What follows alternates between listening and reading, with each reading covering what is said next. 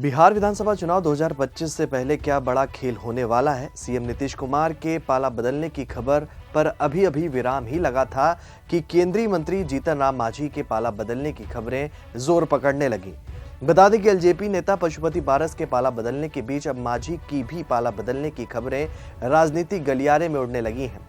जीतन राम मांझी ने खुद इसको हवा देना शुरू कर दिया है और ऐसे में जीतन राम मांझी ने एक और बड़ी डिमांड बीजेपी के सामने रख दी है, जिससे बीजेपी का गणित बिहार की सियासत में गड़बड़ा गया है। अब ऐसे में सवाल उठता है कि क्या पीएम मोदी का एहसान जीतन राम मांझी भूलने वाले हैं और क्या है जीतन राम मांझी का प्लान, ये आपको आगे वीडियो में बताएंगे। नमस्कार, आप देख रहे हैं 4 PM और मैं हूं आपके साथ में शोभित पाठक। बिहार में इसी साल अक्टूबर-नवंबर के बीच विधानसभा के चुनाव होने हैं, लेकिन चुनाव से पहले एनडीए में दबाव की राजनीति मांझी ने शुरू कर दी है। मांझी इस बात से नाराज है कि एलजेपी रामविलास के नेता और केंद्रीय मंत्री चिराग पासवान से उनको कम तवज्जो मिलता है। वो बार बार बोल रहे हैं कि बीजेपी ने उन्हें दिल्ली और झारखंड में विधानसभा चुनाव लड़ने की सीट नहीं दी, जबकि वो भी एनडीए में है। मांझी मीडिया में आकर लगातार बोल रहे हैं और बीजेपी पर निशाना भी साध रहे हैं। बता दें कि पीएम मोदी ने जीतन राम मांझी को पिछले साल एक सांसद होने के बावजूद कैबिनेट मंत्री बनाकर बड़ा सम्मान दिया। वहीं जीतन राम मांझी अब बोल रहे हैं कि लगता है कि मुझे कैबिनेट छोड़ना पड़ेगा। ऐसे में क्या मांझी भी केंद्र सरकार पर दबाव बना रहे हैं, ये बड़ा सवाल है और इस बात की अटकलें भी अब तेज हो गई हैं।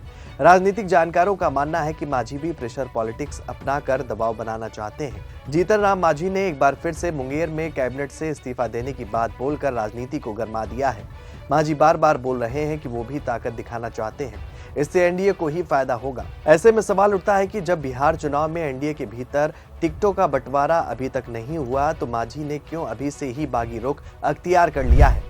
क्या जीतन राम मांझी केंद्र में अपना मंत्री पद बरकरार रखने के लिए एनडीए पर प्रेशर पॉलिटिक्स कर रहे हैं?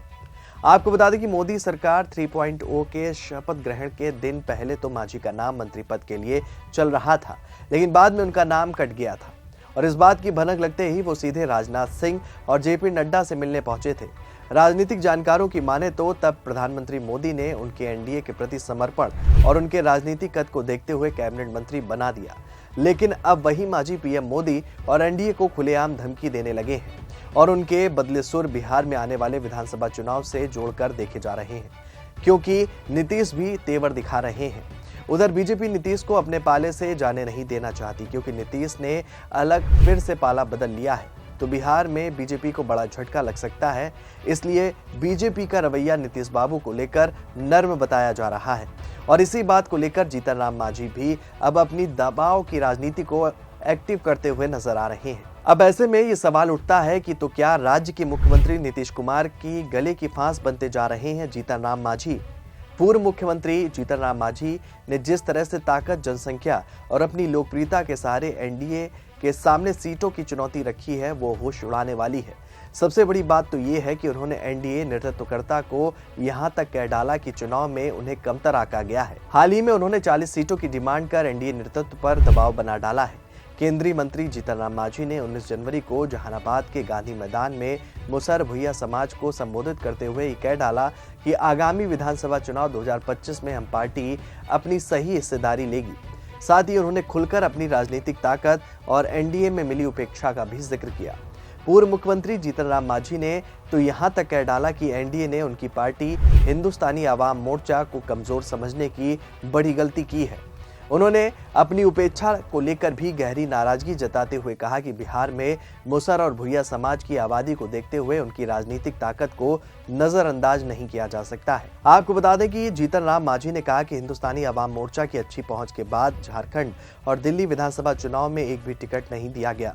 उन्होंने सवाल किया कि क्या दिल्ली और झारखंड में हमारी पार्टी का प्रभाव नहीं है? अगर हमें दिल्ली में 2-3 सीटें मिलती तो हमारी पार्टी बेहतर प्रदर्शन करके दिखा सकती थी। बिहार को ही ले तो उनकी पार्टी का प्रदर्शन लगातार शानदार रहा। उन्होंने आगे कहा कि लोकसभा चुनाव में स्ट्राइक रेट 100% रहा। अगर मौका दिया गया होता तो ये प्रदर्शन अन्य राज्यों में भी दोहराया जा सकता था। मांझी ने यह भी ऐलान किया कि आगामी महीनों में पटना के गांधी मैदान में एक बड़ी सभा आयोजित की जाएगी, जिसमें उनकी पार्टी अपनी ताकत का प्रदर्शन करेगी। कुछ दिन पहले जीतन राम मांझी ने भुइयां मुसहर सम्मेलन में साफ कर दिया था कि उनकी पार्टी 2025 के बिहार विधानसभा चुनाव में कम से कम 40 सीटों की मांग करेगी। उन्होंने कहा कि हमारी पार्टी 20 सीट से कम पर चुनाव लड़ने को तैयार नहीं है। मुसर और भुइया समाज की आबादी को ध्यान में रखते हुए हमें हमारे अधिकार मिलने चाहिए। उन्होंने अपनी इस मांग को लेकर महुआ और जहानाबाद जैसे जिलों में जिला स्तरीय सम्मेलन आयोजित कर अपनी ताकत का एहसास कराने की भी बात कही थी। बता दें कि बिहार में दलित राजनीति की भी जंग भीतर भीतर चल रही है। लोजपा आर को लगातार मिल रहे तरजीह से जीतन राम मांझी काफी आहत बताए जा रहे हैं। लोकसभा चुनाव में लोजपा आर को 5 सीट और हम को 1 सीट मिलने से भी वो आहत थे, लेकिन उपचुनाव में मिली जीत के बाद जीतन राम मांझी फॉर्म में आ गए और 40 सीटों की उन्होंने अब डिमांड कर दी है। उन्हें उम्मीद थी कि दिल्ली विधानसभा में लोजपा की तरह ही 1 सीट मिलेगी, पर नहीं मिलने के बाद उनका बयान आ गया। भुइया मुसर की जनसंख्या के अनुसार उन्हें टिकट मिले और इस बार ज्यादा से ज्यादा टिकट लेने के लिए पटना में एक बड़ी रैली करने के लिए वो जिला भ्रमण भी करने लगे हैं।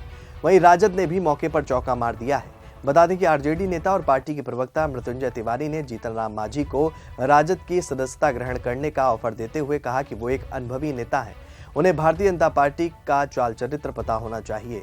उन्होंने कहा कि जीतन राम मांझी जिस समाज का प्रतिनिधित्व करते हैं वो उन्हें कभी माफ नहीं करेगा। वो केंद्रीय मंत्री बनने के लिए अपमान सह रहे हैं। जीतन राम मांझी को हैसियत और औकात बीजेपी ने बता दी है और अब वो रो रहे हैं।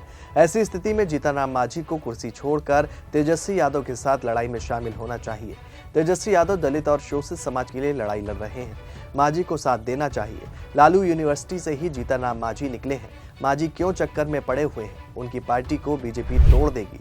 तो फिलहाल जीतन राम मांझी अब खेला करने की फिराक में साफ तौर पर नजर आ रहे हैं और आरजेडी से भी उन्हें खुला ऑफर दिया जा रहा है। अब देखने वाली बात यह होगी कि मांझी का अगला दांव क्या होता है, ये तो आने वाला वक्त ही बताएगा। फिलहाल इस खबर में इतना ही। ऐसी ही तमाम राजनीतिक खबरों के लिए बने रहिए और देखते रहिए 4 PM न्यूज़ नेटवर्क। धन्यवाद।